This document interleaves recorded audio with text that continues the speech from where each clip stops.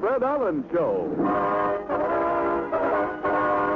Brought to you by Ipana Toothpaste for the smile of beauty, Sal Hepatica for the smile of health.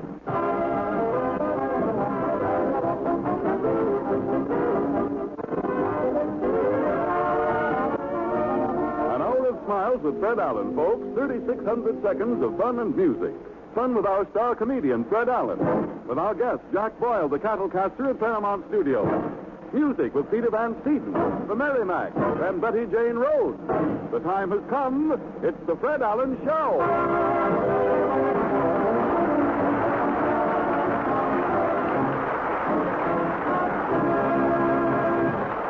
The time, 5 o'clock Pacific Time. The place, Studio B in Hollywood's Radio City. The occasion, the opening of the Fred Allen program, and the overture is You Can't Brush Me Off.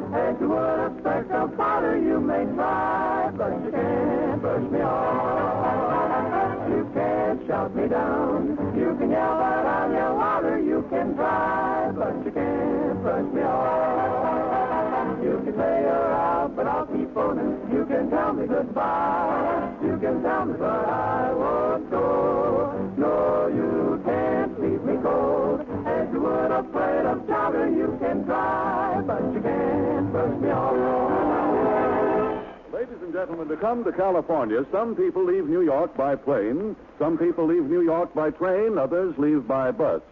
Tonight we bring you a man who left New York by request. And here he is, Fred Allen in person.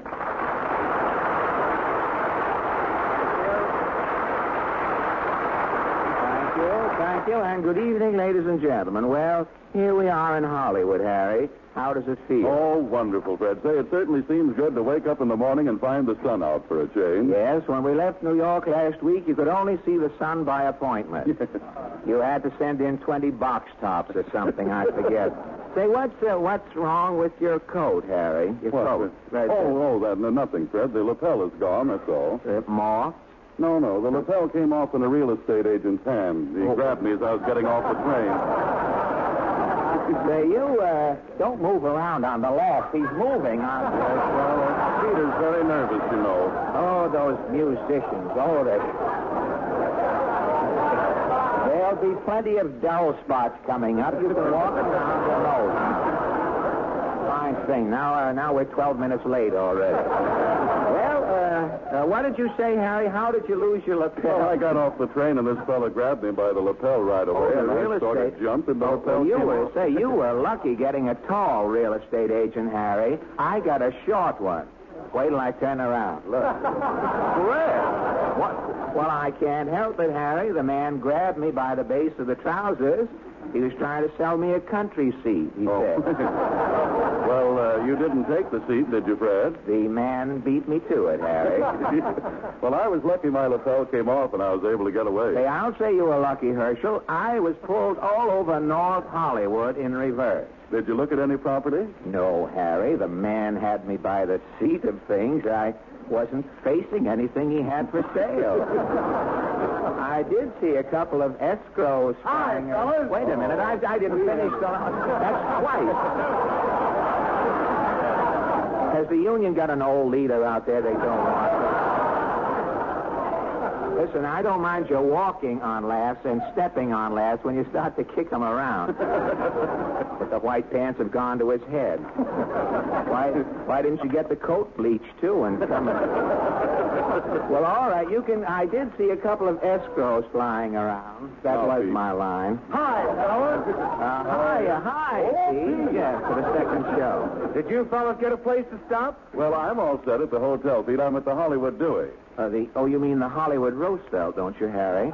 Well, I'm in the Republican wing. Oh, the lobby, hey? Have you got a nice view? Yes, across the street is the theater. Gone with the Wind is playing there. Oh, you've got southern exposure. That's swell, isn't it? Where are you living, Alan? Well, I've got a room over a bowling alley on Vine Street. It's a spare room they have. I bet you can hear a pin drop. You get it, Harry? Yeah, I got it, Pete. And you can have all of it, Harry, too. You can have my share. Oh, Pete, don't mind Fred. Where are you stopping? Oh, I'm living with friends, Harry. Friends? A band leader has no friends. Just critics and creditors. Oh, no. If it's any news to you, Stoop, I'm living with Phil Harris. Yeah? Well, where's Phil living? Phil's living with friends, Harry. Well, who are Phil's friends? How should I know? I'm living with Phil. He's living with them. You mean you haven't made any attempt to get acquainted with these other people? Not me. Why should I mess around with that riffraff? And since I seem to say... Now you can walk, you see. And since I feel the same way about riffraff, we leave you to rejoin the hoi polloi, Mr. Van Steven, and turn to the latest news of the week. Ipana News presents The World in Review. Hollywood, California. Prominent comedian arrives in Hollywood to complete radio season and start... Hey, Fred, hold it. Somebody's knocking. Knocking? Why, that's the second largest industry in Hollywood, Harry. Come in. Fred Allen? Yes, I'm Alan. My card. I'm from the Hollywood Chamber of Commerce. Yes? Mr. Allen, on behalf of the Hollywood Chamber of Commerce, I welcome you to Hollywood. The gateway to California, Hollywood. The heart of the world, Hollywood. Hollywood welcomes Fred Allen to Hollywood. The man who blew that fanfare was no musician. You're right, Allen. I'm a critic. How did he get in without opening the door the second time? Will you open the door once more to balance the script? Would you mind doing that? Thank you very much. As long as we want to come out even, no sense in coming out with a door opening left over, after all. Well, we'll get back to the newsreels. Ipana News presents The World in Review. Hollywood, California. A prominent comedian arrives in... Hold it a minute. Oh, what is it? Come in. Mr. Allen? Yes? I'm Mr. Trent, the official censor here at NBC. Yes? I was going to send you a memo, and then I thought, oh, shoot. Why waste the paper? I'll come myself. You say you are the censor, Mr. Trent? Yes, I just read your script, Mr. Allen. An hilarious bit of scrivening, eh, Mr. Trent? Yes. But... I knew it, but what? certain jokes have been overdone here in California. These jokes about California weather, they're out. But These jokes about Bing Crosby's horses, they're out. Oh, now, wait a minute. Bing's horses are used to finishing out of the money, but this is probably the first time they've ever finished out of the script. And these jokes here about Pomona, they're out. Say, tell me, what is Pomona? I bought those jokes from a California writer. Is Pomona a male kimono? No. Pomona is a town outside of Hollywood. Mm-hmm. The comedians built Pomona themselves to tell jokes about it. Oh, they did? Yes. Good idea. They've been overdoing it. Pomona, too, is taboo. And I do mean boo. Now, wait a minute, Mr. Trent. If I can't mention the weather, Bing Crosby's horses, or Pomona, how do you expect me to get any laughs? Very simple. You can rent another eagle. Well, I may not have to rent one. A bird may show up during the program. But I ought to broadcast in an alley. I'm sure I'd meet a better class of people. Not AFRA members, but they would... Well, Ipana News presents... Oh, there can't be many more knocks left in that door. I know. Come in. Go right in, Orphan. Yes, Mother. Stuffy place, isn't it? Oh, no. Oh! What's that? That's Mr. Allen. Oh. Hold my hand, Orphan. He may bite. Now, madam, if you're taking the little boy... I know where I'm taking him. Speak up, Orphan. Must I talk to this monster, Mother? The feeling is mutual, son. Now, look, madam, I'm very sorry. I'm busy here. Quiet, introvert. Why, Orson here is opportunity knocking at your door. Oh, come. Let's have no understatement, Mother.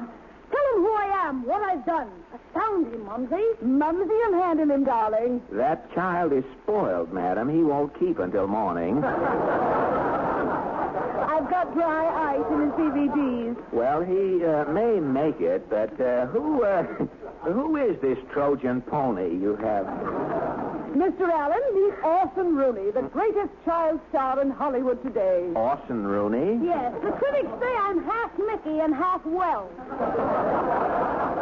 You are all Mickey as far as I am concerned. Now, listen, who sicked you two Jodes on me? You're here to make a picture with Jack Benny, aren't you? Well, so what? You two have got to have some talent in the picture. Yes, you're going to need a name. I am a name. You are a name I would hate to be called, son. What have you ever done in pictures? Tell him, Mumsy. In 1937, in Bachelor Mother, Yes. Orson's one line was the high spot. He said, "Begone, father. You're no father of mine." Say it out. In 1938, in Bachelor Aunt, again Orson was the high spot. He said, "Begone, father. You're no father of mine." Fade out. Mm-hmm. In 1939, in Bachelor, Orson said, "Begone, father. You're no father of mine." Fade out. You see, Orson's career has been a cavalcade of high spots. Well, up to That is only your opinion, madam. Up to 1939. Tell me, what is he going to do in 1940? That is up to you. Mm-hmm. Yes, what is it going to be? In 1940, is Orson Rooney hitting a high spot? No, in 1940, Fred Allen is hitting a low spot. Take this. Oh, you see. Oh, excuse my short leg, lady. I was aiming for the ball. Well, I've never been so insulted in my life. Let's go, Orson. Yes, back out, Mother. Here comes his other foot.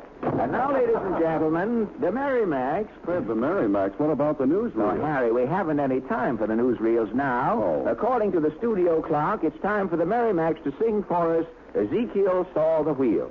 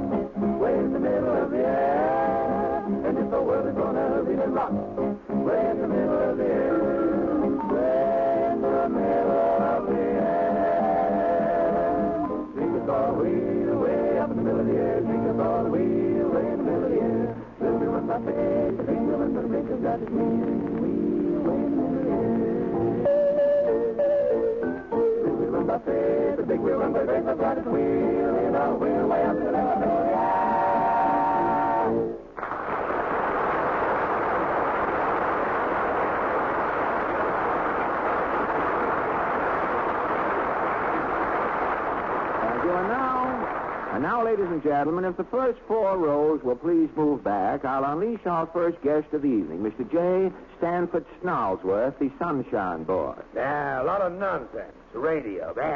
Well, I take it that you don't like radio, sir. I don't like anything. Does that answer your question? Well, are you always as amiable as this, Mr. Snarlsworth? Sure. I got an even disposition, always mad.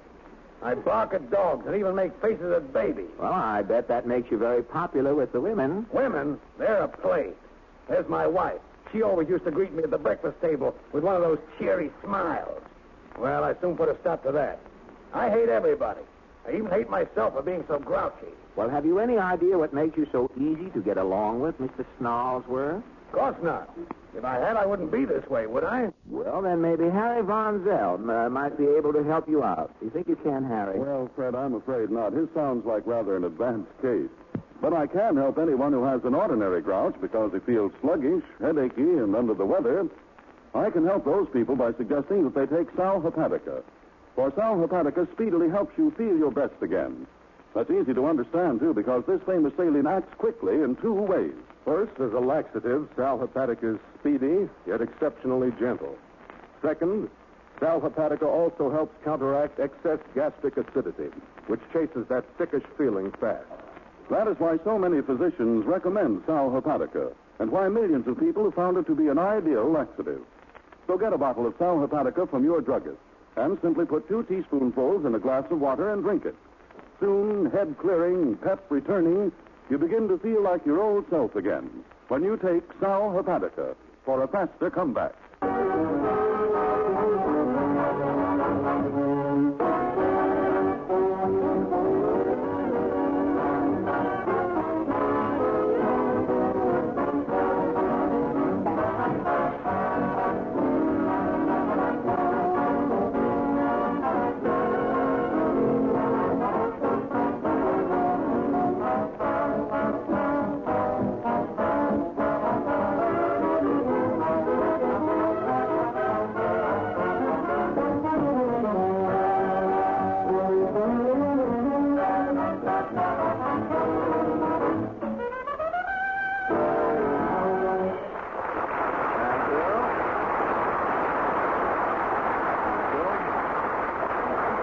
Thank you. Mr. Van Steeden bowing. He wants to see if his dandruff will come out, I guess. But Peter Van Steeden and his son, Kiss 17, have just played a number called 6 Lessons from Madame Lazonga. The librettist apparently wrote himself out on the title, There Are No Lyrics for the Song. Now, our guest tonight, ladies and gentlemen... Oh, hello, Portland. Hello.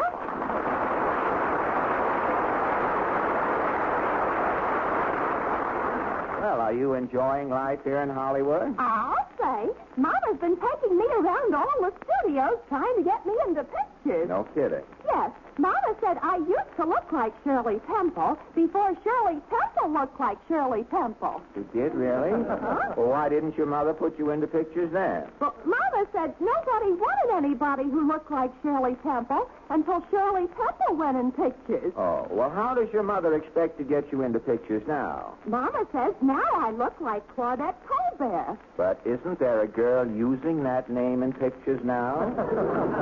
Yes. Mama found that out today. Oh, Schreiber's been talking, hey? Well, what's your... Clear Schreiber, somebody. What's her next move? What's your mother's next move? Mama says if I live long enough, I'll look like May Robeson. So? So, I've still got one more chance. Gosh, I nearly blew that line so bad. I can do it from memory. I have a short memory, and it's a short routine. But personally, Portland, I think your mother is semi-askew mentally. You can't be a success in pictures just because you look like 2 people.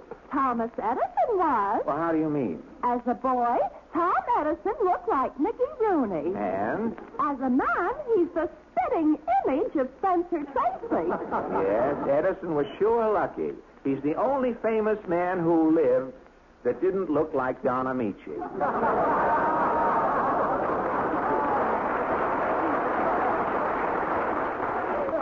That reminds me, is Don Amici taking your place? Taking my place where? Well, Jack Denny said Sunday night he was putting you out of his picture. Look, Benny can't put out a hot foot. Benny can't even get into Paramount today unless Rochester's with him.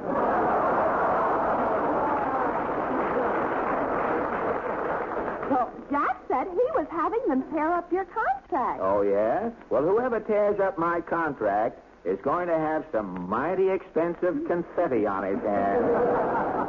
If you're going to be together in the picture, why is Jack going to Honolulu? Well, that shows what Benny knows about pictures. Now, our picture opens with a long shot of Benny in Honolulu.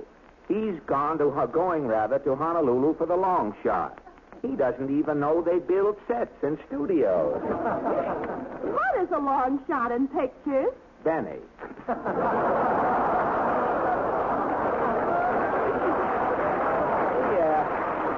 He hasn't been, and Dennis Day is clapping under protest.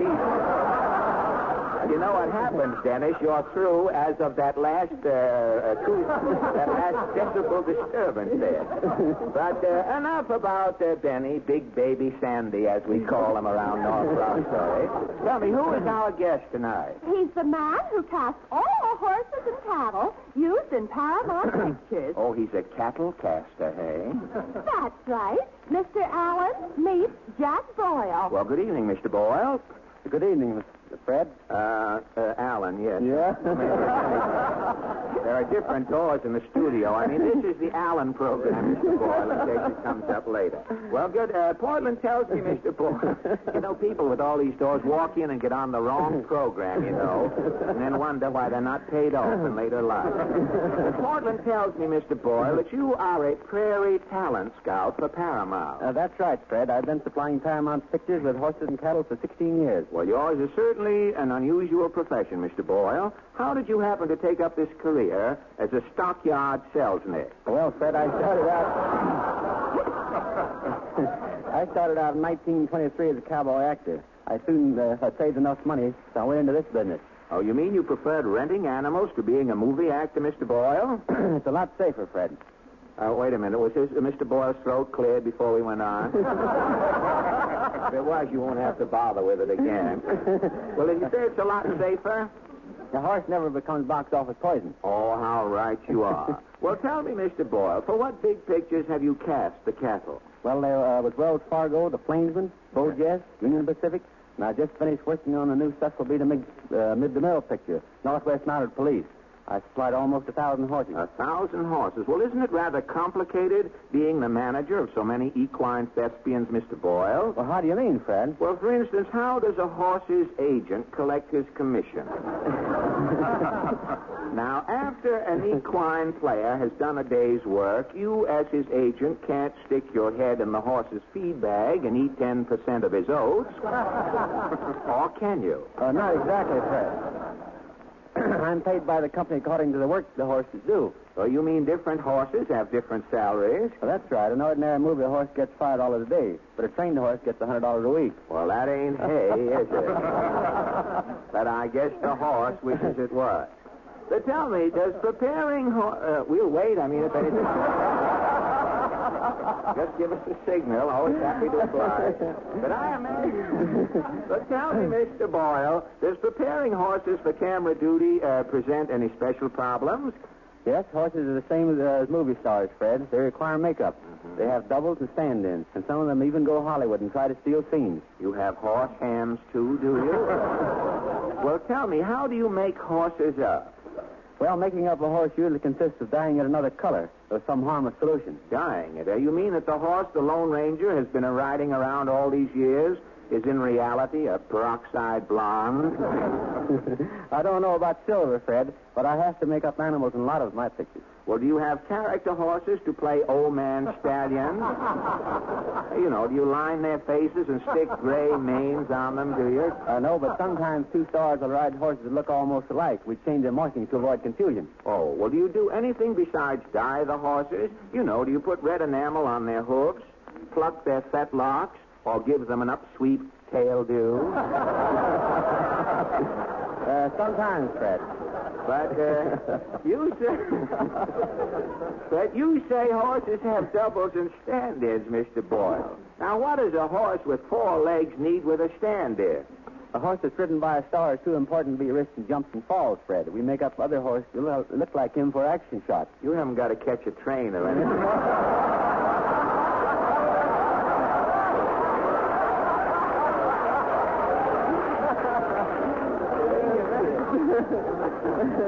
Your makeup. This isn't the quickie we're making. We got time. We got 35 minutes yet. But you say you make up another horse to look like the stars' horses for action shots. There's more to this horse business, I can see, than meets the eye. Now tell me, what about cattle? Well, cattle are much easier to handle than horses, Fred. Well, what about those herds of cattle you use in prairie scenes? Now, what becomes of these cows when you're finished with the picture? You just send them around to central casting, do you? No, I sell the herd back to the meat packers. Oh, you mean the steak that I ate in the drive-in this noontime might have been playing opposite Hop-Along Cassidy yesterday? It's possible, Fred. Well, isn't it rather risky leaving a herd of steers around loose on a Hollywood lot, Mr. Boyle? How do you mean, Fred? Well, haven't you ever caught an actor bearing down on a fat steer with a knife and fork, calorie bent? Not yet. Well, I heard about one picture they were making for some independent company around here. The director was taking a close-up of a cow's head. Well, when he pulled back the camera, the rest of the cow was gone. The cast had eaten the cow right up the backbone to the collarbone. But I imagine you come across some odd problems in your business, Mr. B. Yes, I occasionally do, Fred. What would you say has been dilemma number one in your 16th cinematic year? I guess it was in connection with the picture Buck Benny Rides Again. There was another problem connected with that? What was your problem? It was keeping Jack Benny on his horse. Aha. Now we are getting someplace. Confidentially, Mr. Boyle, how did you keep Benny in the saddle? Did you use new skin? Well, Fred, it was pretty hectic. Say, tell me, what happened when Mr. Benny confronted his mouse? Well, Mr. Benny looked at the horse, and the horse looked at Mr. Benny. Then the horse started to walk off the set. Yes. There are some things even a horse won't stand for. Well, Mr. Boyle, I imagine Paramount will be sending for you soon to work in the new Jack Benny picture. Are they using horses in this one, too, Fred? Well, not that I know of, but when the picture's finished, the publicity department may refuse to rave about Benny's work, and that is where you will come in, Mr. Boyle. But I'm just a horse and cattle man, Fred. I know, but you can provide the necessary bull. Oh, I get it. Good night. Good night, and thank you, Mr. Jack Boyle.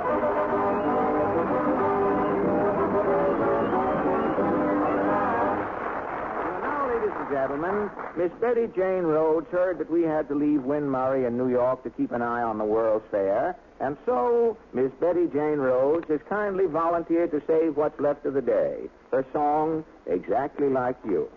I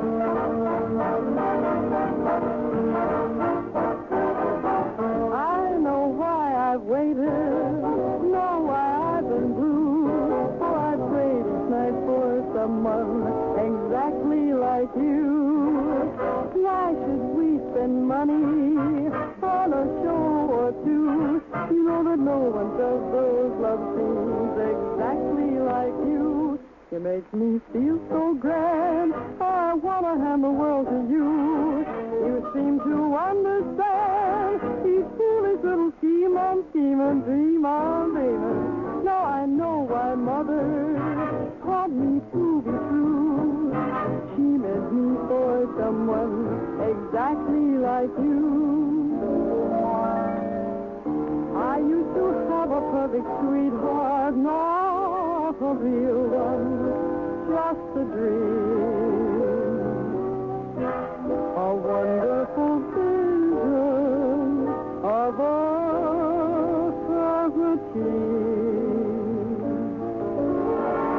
Can you imagine how I feel now? Love is real now. Yes, I do. You're just what I wanted, and now it's nice to live, paradise to live. Prayed each night for someone exactly like you. Why should we spend money on a show or two?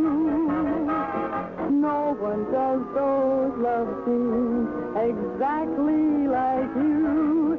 You make me feel so grand.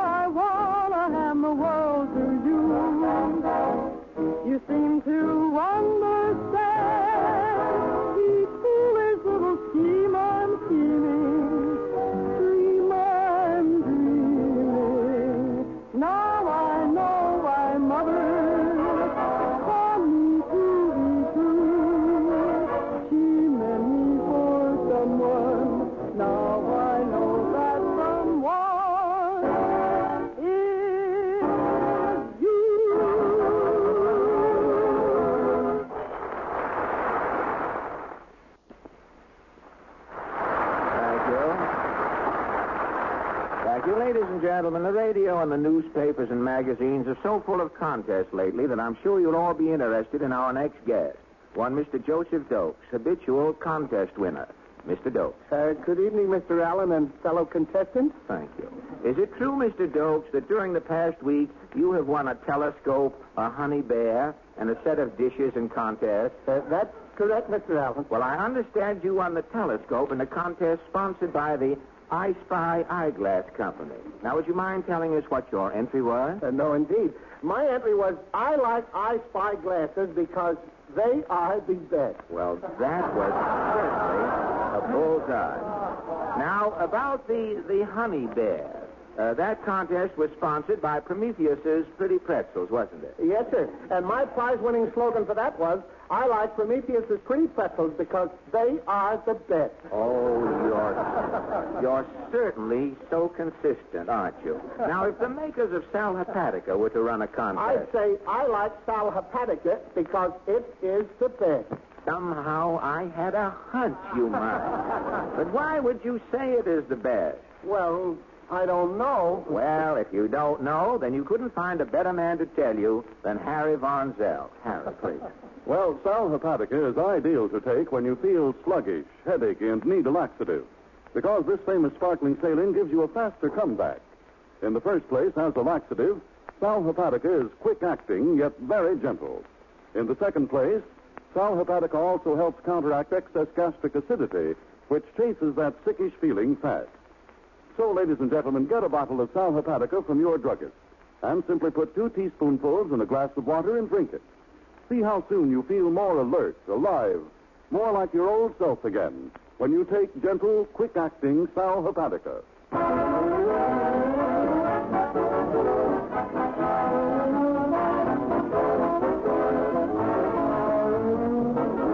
The Fred Allen Show will continue immediately following a brief pause for your station identification. And now, ladies and gentlemen, the question of the week. This is Mr. and Mrs. Average Man's Round Table, where 3 persons selected from our studio audience are invited to give their opinions on a question that concerns some prominent issue of the day. These little sessions are entirely unrehearsed. Fred is taking his place now at the round table, where he meets his fellow debaters for the first time. Yes, Harry. Are you prepared, Fred? Yes, Harry. I'm prepared. Good evening, good evening, good evening. The forum is officially open if Portland will kindly introduce the first member of our little committee here. Yes, Mr. Victor Woke from New York City. Well, good evening, Mr. Wolf. Good evening, Mr. Allen. Excuse me, I guess it's still afternoon here in California, isn't it? But tell me, you live in New York City, do you? That's right. Well, what are you doing out here in California? Did you get on a wrong bus at 42nd Street or something? No, not quite. I'm a graduate student at the California Institute of Technology. You are a graduate student at the California... Well, if you live in New York City, wouldn't it be more convenient for you to go to college in New York instead of going to the University of California? Or are you commuting? No, the California Institute is a particularly excellent school, as Milliken would say. Oh, as Milliken would say. Clear Milliken, somebody. That won't go on in the stage show. But tell me, what are you studying that makes it imperative that you come here to California to study, Mr. Wolf? I'm in the electrical engineering department, and I'm working in the high voltage laboratory. In the high voltage laboratory? Yes. Are you working on any particular problem?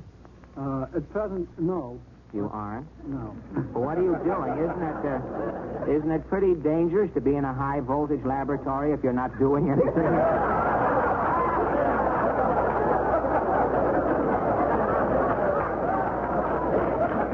Well, you are. You're working on some problems, aren't you? Well, we're getting ready to attack some new problem now, but we're not working on it. Oh, I see. Well, I can think of a lot of other places I would rather hang around than a high-voltage laboratory. Well, thank you a lot, Mr. Wolk. And now, Portland. Miss Sylvia Lewis from Hollywood, California. Oh, good evening, Miss Lewis. Good evening, Mr. Allen. May I ask you work here? Are you in business here in Hollywood, are you? Yes, I work as a secretary to motion picture people. A private secretary, are you? Private secretary. Oh, I see. You're just one private secretary, huh? You're not a chain store. I mean, you're not a company or anything as a matter like of fact, almost. My partner, Billy Tossig, and I run a secretarial bureau, and we have a staff of people. Oh, and we're all private secretaries to motion picture people. Oh, you're a wholesale secretary. Well, that's good. Tell me, what services do you give, Miss Lewis? Well, we help them to find houses when they come here for the first time and tell them where to send their children to school and take dictation and work on manuscripts. I mean, if a person's coming out from New York, they send you a wire, and when they get here, you have supplied them with a house, a butler, cook, groceries, car, chauffeur, and everything, huh? That's right. You said it much better than I could. Well, I caught the gist, and I thought I'd save 30 seconds. But tell me, if people come here, suppose I came here with a cat and you rented a house for me, could you arrange to have a mouse run through on the half hour? Give the cat a little workout? That would be easy. There are lots of them in Hollywood. Well, oh, Miss Lewis. And now, Portland. Mr. Jim Kelso from New York City. Mr. Kelso, may I ask your racket, or... I'm a movie actor, Mr. Allen. A movie actor, celluloid bait, are you? Do you agree with Mr. Boyle's argument, Mr. Kelso, that horses have a longer life in pictures than actors? Do you agree with Mr. Boyle, who just said in his interview? Yes, I do. You do, really? If you had it all over again, to do all over, would you rather be a horse? Much rather. You would, really? Well, that, you could give your agent hydrophobia. Well, that brings us to our question. Tonight we consider a problem that is causing grave concern in many of our cities throughout the country at the present time. It is the automobile driver. Now, as we know, an automobile doesn't become a party to an accident of its own accord. The automobile is driven to it. Driver's licenses are issued to applicants who pass physical and driving tests. Mental tests are not required. Now, our question tonight is, should motorists, in addition to passing eye tests, physical tests, and driving tests, be required to pass an intelligence test? Now, how do you feel about the intelligence test, Mr. Wolf? Well, yes, I think that might be a very good idea. Very often, problems arise that are not purely mechanical, and... You think a person who would pass an intelligence test would be able to function quicker to his own advantage and with better results than a person who had not passed intelligence? Probably. Well, now, wait a minute. I don't know whether you're right or not. Now, tell me, don't you think that a healthy truck driver would have better coordination than a neurotic college professor driving along under the same circumstances? Huh? Well, there's something on both sides. Now, you are for the intelligence test. Am I right? All right. Thank you, Mr. Woke. And now, Miss Lewis, how do you feel about the intelligence test? I'm absolutely opposed to it. You're opposed to it? Yes. Why? May I ask? Because... You think it will eliminate all women drivers?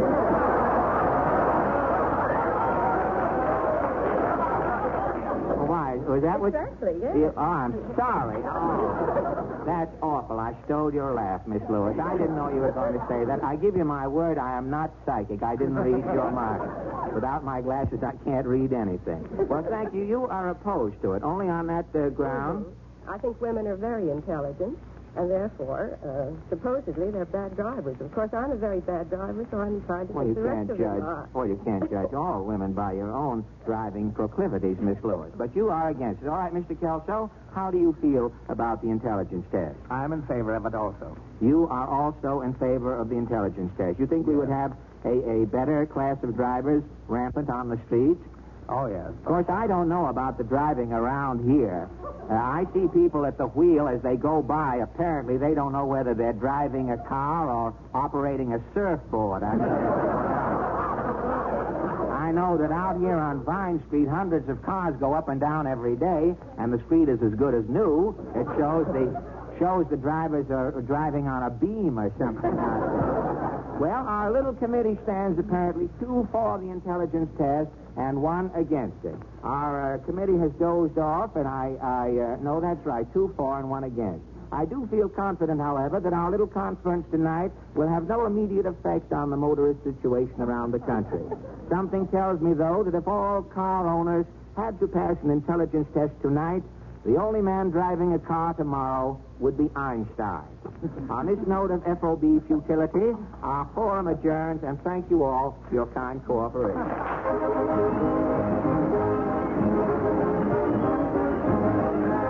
Thank you. you. And now, ladies and gentlemen, the Merrimacs, who are a little nervous. Harry didn't introduce the Merrimacs. Ladies and gentlemen, these are the Merrimacs over on your right. This is their first trip to Hollywood, and I know you'll be glad to hear their version of Take Your Girlie to the Movies. Take your girlie to the movies if you can't make love at home. There's a little brother there who always smiles. You can say an awful lot in 7 minutes. Take your lessons at the movies and your love scenes of your own. When the picture's over and it's time to leave, don't forget to brush the powder off your teeth. Take your girlie to the movies if you can't make love at home. Take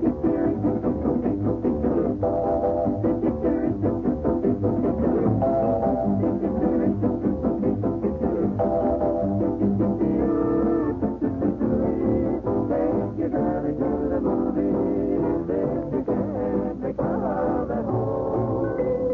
There's a little brother there who always squeals. You can say an awful lot in 7 reels. Take your lessons at the movies and have those love scenes on your own. When the picture's over and it's time to leave, don't forget to brush the powder off your sleeve. Take your girlie to the movies if you can't make love at home.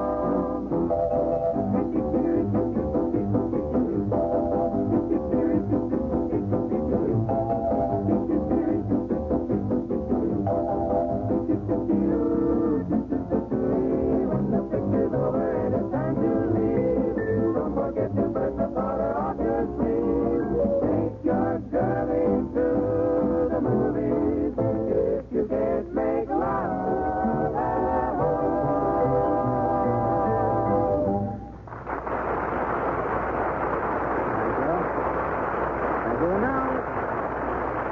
Thank you. Thank you, ladies and gentlemen. In the words of the immortal... Pardonnez-moi, Monsieur Emile, you are Fred Allen. Well, that would depend. Are you from the finance company, sir? Fine, mais non, je suis... That is to say, I am the proprietor of the restaurant Chapeau Bruin. Chapeau Bruin Oui. is, well, it's just another brown derby to me, brother.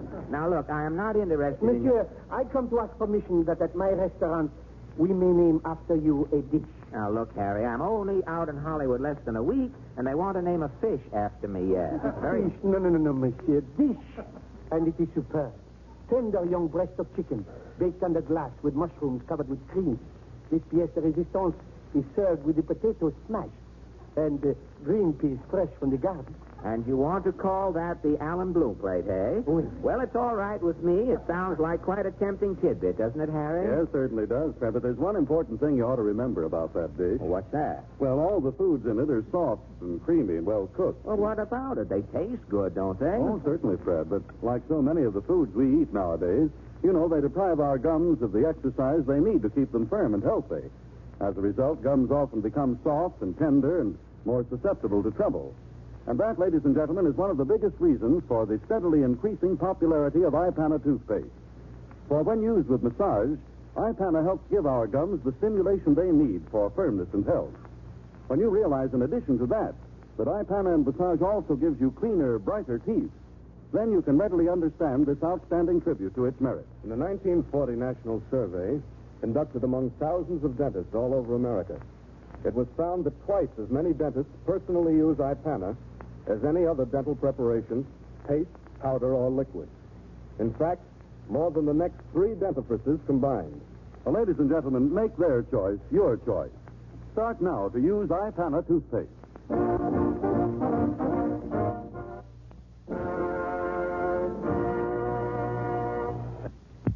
Thank you. And now, ladies and gentlemen, what's left of the mighty Allen art players. Tonight, these undernourished punchinellos present a hillbilly court drama called Self-Defense. Or the judge was a vegetarian, so he couldn't mete out justice. Overture, Peter.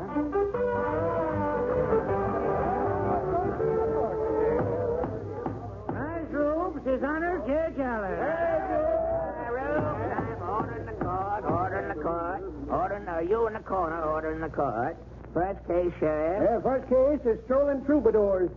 Charge is disturbing the peace. Quiet, please. Ordering, what you been doing, boys? Well, we was with Major Bull's unit 207 and a half. 207 and a half, Yeah, passing through here, we fell out of the freight car. We've been singing in backyards working our way home. Well, charge here says you boys was disturbing the peace. Well, we was only singing, Judge. That ain't disturbing the peace. Well, that all depends, son. Let me hear the evidence. Court will hear the evidence. Judge, okay. 1, 2, boys. You're the flower of my heart, sweet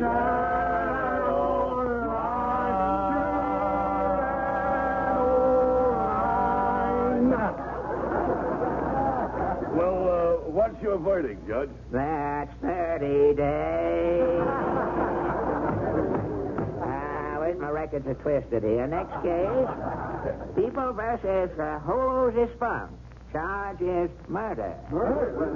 Order in the court. Murder, ain't it, clerk? It ain't only murder, Judge. Charge says horse stealing, milk snatching, attempting to abscond with 10 cents worth of ungin and concluding with indecent dressing. Well, Jose's got all the earmarks of a one-man crime wave, Sheriff. Yep. Yeah, you concur, hey? Well, proceed with the case. First witness. Hopper Tate Boy, Rancid. Present, Judge. You rancid Tate, are you, boy? Yes, sir. Ain't noticeable from here. Your occupation, rancid? Oh, afternoons I play hooky, Judge. Yeah. What are you up to morning, Spratt? Mornings attend my Paul's General Store at Devon's Corners. What do you know about Hosey Spunk, the defender? Well, Hosey come loping into Paul's store about sunup this morning. Acting loco, was he? Yeah. He was only wearing night clothes, Judge. Night clothes, a two-piecer, Futuramas, or what you call them? No, he was wearing a night shirt. One of them flower bag and symbols. Mm-hmm. It said Pillsbury on the back. What's a man shopping for in his bed gear, son? Hosey was a hooping and a hollering, Jed. Said he had to have 10 cents worth of ungin in a hurry. Where was Hosey burned? He said I was too young to know. Claimed he just rid 20 miles on horseback. I could take it up from there. Well, did you catch on, Rancid? I knowed he was spine-scorched, Jed. I let out a woohoo, and the sheriff comes tearing in. Stand down, son. Help him down, Sheriff. It was like Rancid says, Judge. I come a-streaking in, and the Hosey was there looking like low man in a strip poker game. Yeah. Give him a taste of law, did you? I certainly did. Pulled my gun and I says, look here. Hosey Spunk, you're going to the clink. Locked him up, eh? Yep. Hosey kept dancing in his cell, yelling for ungin. Yell for anything else, did he? Just food, Judge. Lord, I ain't never seen a man so hungry in all of my born days. He was snapping at the gravy matting in my whiskers. He was.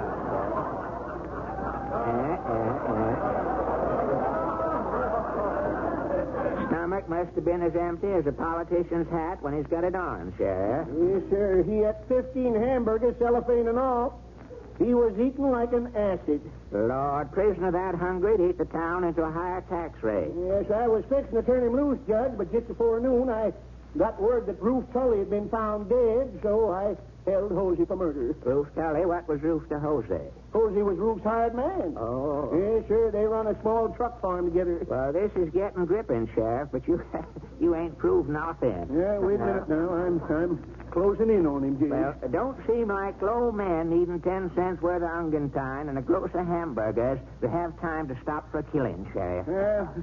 My next witness will show the connection. Well, we'll see. Okie beebe dokie. Mrs. Watson, take the stand. Mrs. Watson. I'm coming, Judge, and I'm telling you I'm a wreck. Well, you're starting off telling the truth. What happened? Well, my husband and me has the next farm, the Roof and Hosey. You have next farm, eh? Yeah. What do you know about this murder, Mrs. Watson? Well, just before daybreak, I was out milking the cow. Yeah? I heard a shot come from over by Hosey's house. You run over to investigate, did you? No, I was milking, Judge. I had my hands full. Yeah, and two left over. Well, what happened?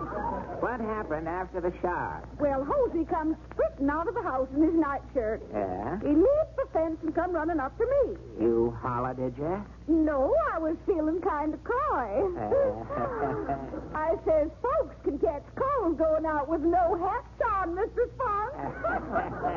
You're a cod. Must have you over sometime. Well, what do you say to that? Nothing, Jed. Hosey was all excited. He climbed under my cow and drained her in 4 swallers. Wipe his mouth with her tail, did he? No, dried his lips on her flank. Yeah, well, then what? Well, without so much as a good day to you, Mrs. Watson, Hosey jumped on my husband's horse and galloped off towards town. You followed, did you? Not me, Jed. He was riding like the wind. Lord, the back of that nightshirt was sticking out like a dashboard, Jed. For sakes almighty. Long about then, my husband, Hank, come running out. He seen the man riding out of the yard in his nightshirt, and he fired 2 shots at him. Then? Then he fired 2 shots at me. Well, I hid in a churn till Hank cooled off.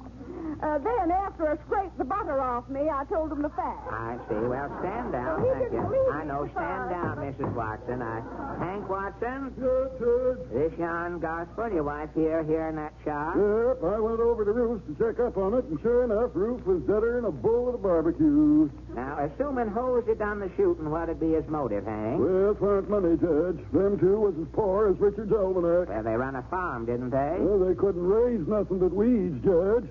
Crows was flying over the place with their claws over their eyes. Couldn't stand to look at it. Didn't they have no cattle? Some cattle. They used to have a cow, but it got so bony it looked like a Venetian blind with skin on it. No horse? The horse got so weak he couldn't stand on its legs. Used to creep around the field on his stomach. You never heard no words between Ruth and Hosey? No. They just used to work around looking like any minute they was expecting a buzzard to tap them on the shoulder and say, "You're next, brother." Well, stand down, Hank. I don't think... I know, stand down. Who cares what you think? Court of law. Hosey Spunk, take the witness stand there. I can't sit down, Jed. That's right. In all excitement, you never did get that ungentine, did you? No. Still feel like I'm wearing a forest fire for pants, Jed. Guilty or not guilty, Hosey? Guilty with an alibi, Jed. You killed Ruth Tully, did you? It was self-defense, Jed. Looks like you defended yourself permanent, far as Ruth's concerned. Well, it was me or him, Jed. I had to shoot him. Yeah? What happened? That's a long story. Court will take a synopsis, Hosey. Okay. 8 years ago, I hired out to work for Ruth. I was to get $10 a month and pounds. $10 and found? Yep. If Ruth found $10, I was to get it. Proceed. Well, the first year I worked for Ruth, he didn't pay me. But I was new there, so I let it slide. Second year? And things got worse. Ruth give me the farm. He started working for me. How'd that work out? I couldn't pay him, so the following year, Ruth took the farm back. Everything we touched turned to weeds. Weren't you grown knocking? Just growing old, Jed. Well, how'd you live? And that's what started all the fussing. One day we was eating weeds. Weeds? Yep. Used to close our eyes and make out they was broccoli. Jeepers creepers. You'd say worse than that if you ate them, Jed. Well, one day we was trying to down the weeds and Ruth spoke up. Indigestion, or was it words? Yes, it was words. Words, eh? Ruth says, I ain't no vegetarian. I gotta have meat. I says, where you gonna find meat? Nice coming back. Well, Ruth says, I'm going to kill a cow. And he did. Then you had meat, eh? On the horns, yes. The rest of the cow was pretty bony. You put that on the side of the plate, I reckon. Yeah. After Ruth got a taste of meat, he calmed down for a week. And then I seen a strange look in his eyes. What sort of a look? It was a meat look, Jed. A meat look, eh? Yeah. As soon as he got it, Ruth went out and killed the hens. The next time Ruth had that look, the horse disappeared. You two aren't eating horse meat. Well, Ruth took an oath it was bear, but I knowed it was horse. Well, how could you tell? After I had 3 or 4 meals of that bear meat, I started whinnying and wearing harness for underwear. What happened when you finished the horse? Ruth was fine. And then one day he got that meat look again, Ted. And our dog disappeared. Ruth didn't barbecue no mongrel. He told me it was a woodchuck. But the next day, sure enough, I started chasing cats and burying bones. When was this? 2 weeks ago. Ruth was good again for a time, and Then I seen he was getting nervous. You didn't have no animals left, did you? No, Tich. Ruth kept getting worse and worse. Last night we had brambles, and he wouldn't touch an area of thorns. You didn't say nothing? No. When I went to bed, Ruth was pacing the floor. Yeah. This morning I heard a noise. I woke up, and there was Ruth, Judge. Doing what? He had that meat look in his eyes. He was coming at me with a bottle of ketchup and a salt cellar. So I upped my gun and let him have it. That's your story, Jose? Yep, Judge. What's your verdict? There's an old cannibal saying, Jose. It goes, one man's meat is another man's brother-in-law. If you hadn't shot, you'd be a pot roast today. Court finds you not guilty. Court's adjourned.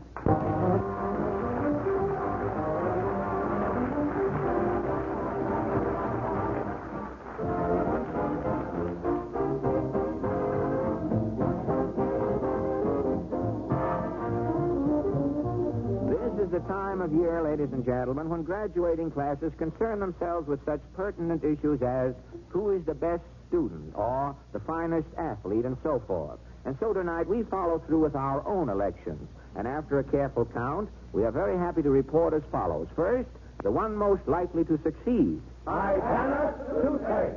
Yes, ladies and gentlemen, that is the natural choice. Ipana toothpaste, when used with gum massage, will succeed in helping you have the kind of a smile you can be proud of. Because an attractive smile depends on sparkling teeth and firm, healthy gums.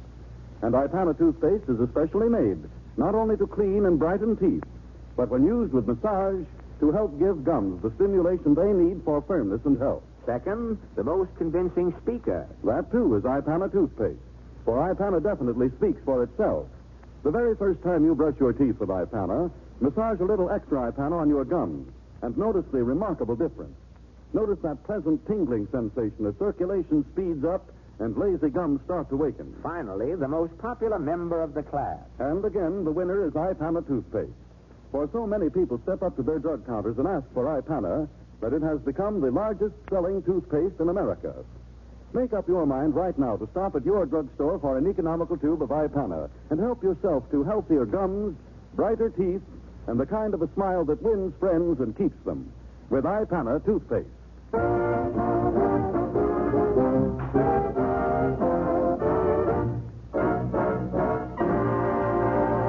Well, another hour seems to have slipped away to add its little mite to eternity, ladies and gentlemen. But don't forget, next Wednesday night we bring you Vacation Hints.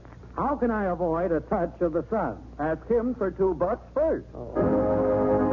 Your song of the week. Old MacDonald had a tourist camp. Just a minute, Nelson, just a minute, Nelson. That old MacDonald had a farm, isn't it? You wouldn't know the old place now, brother. And our guest will be... Radio's highest paid stooge. Hear Phil Harris, the straight man, Jack Benny. If you miss Jack Benny Sunday night, tune in next Wednesday night. Ladies and gentlemen, there isn't one of us who hasn't a very deep sympathy for the unfortunate people of Europe, the old men, women, and little children who are today in such desperate need. I know that all of us want to help, to do our share. And we can help by giving to the American Red Cross. Thankful that we're able to give. Grateful that we're living in a country where we can answer this call for assistance. We live the American way. Let's give the American way. Thank you, and good night, ladies and gentlemen.